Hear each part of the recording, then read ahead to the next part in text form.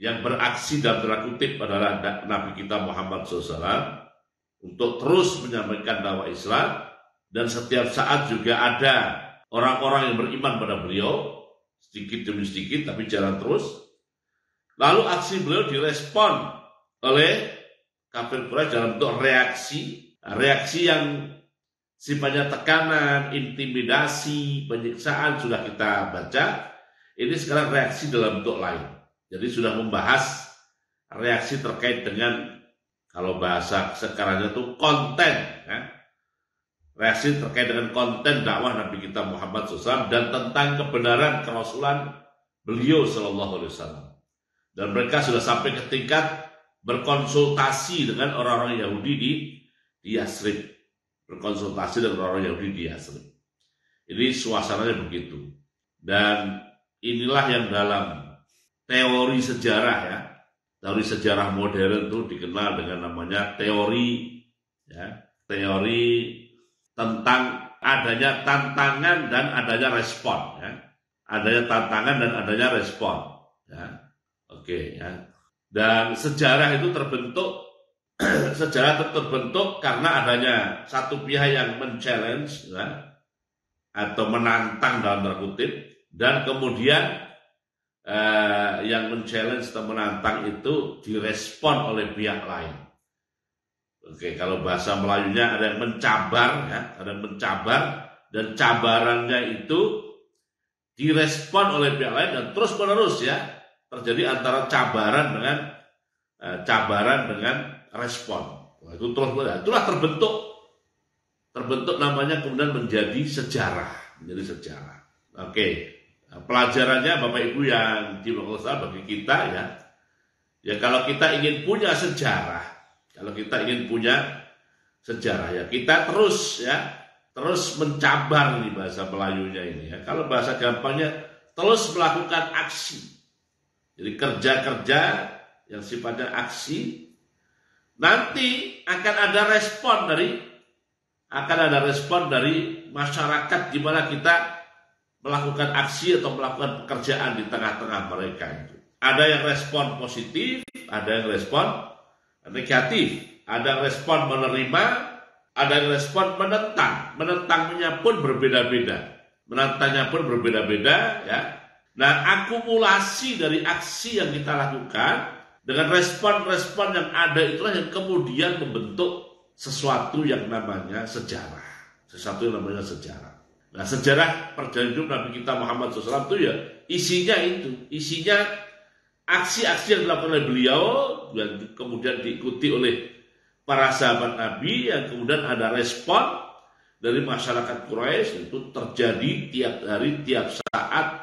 Terbentuklah sejarah yang kemudian oleh para ulama, karena terkait dengan Nabi ini diistilahkan secara khusus namanya sirah.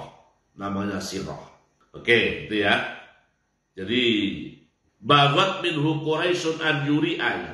Kembali ke Qur'annya lagi. Jadi era dan tahapan cabaran dan respon ini atau aksi dan respon ini sudah sampai ke tingkat orang-orang kafir Quraisy menuntut, meminta dan menantang Nabi kita Muhammad SAW untuk menunjukkan kepada mereka mukjizat yang sifatnya fisik selain Al-Quran.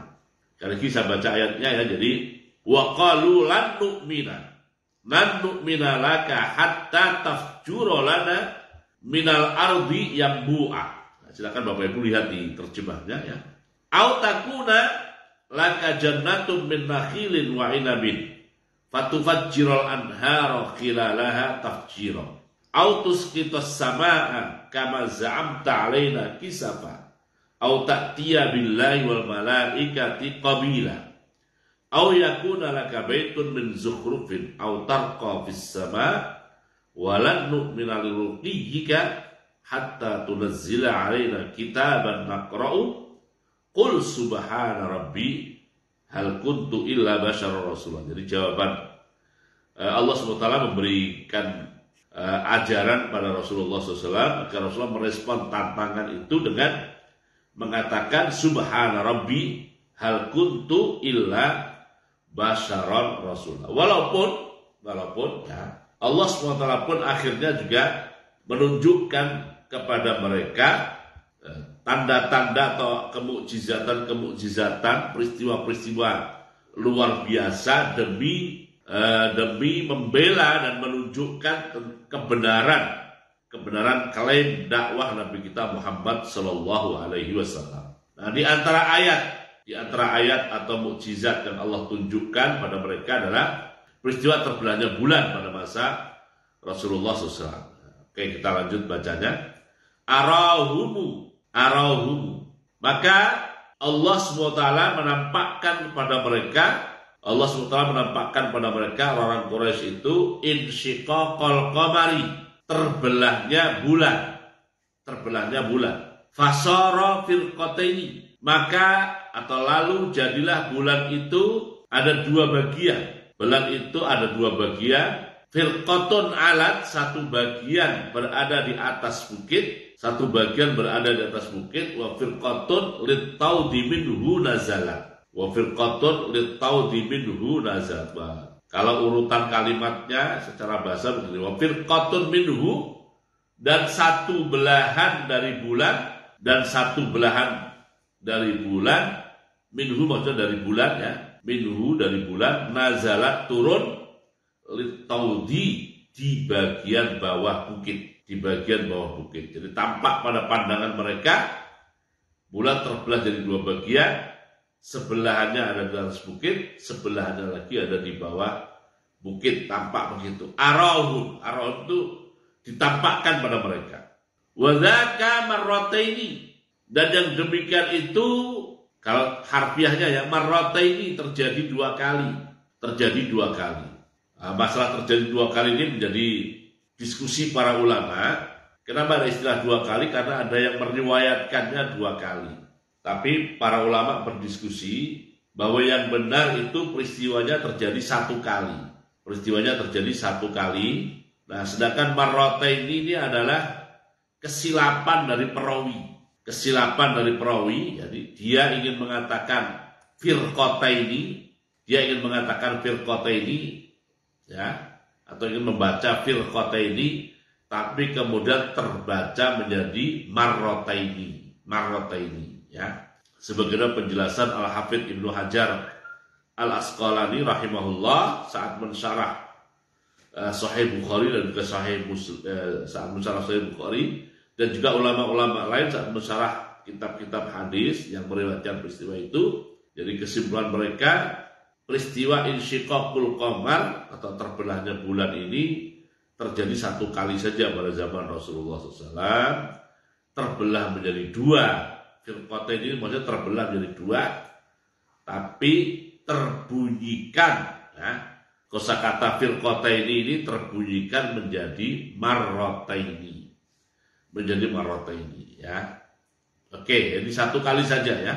Kita lanjut ya. Peristiwa insyiqaqul qamar ini terjadi bil ijma'i. Dengan kesepakatan. Maksudnya publik sepakat bahwa pernah terjadi insyiqaqul qamar, wan nasi, dan terjadi berdasarkan nas wat tawaturi, dan peristiwanya tersebar secara mutawatir as-sama'i, yang bersifat sama'i. Maksudnya cerita mendengar sami'tu gitu ya. Oke. Nah, atas terjadinya peristiwa insyiqaqul qamar ini, itu kita anggap sebuah peristiwa ya. Lalu ada respon lagi ya. Responnya adalah wa zadal ladzina amanu imana. Peristiwa terbelahnya bulan itu menjadikan orang-orang yang sudah beriman semakin bertambah iman.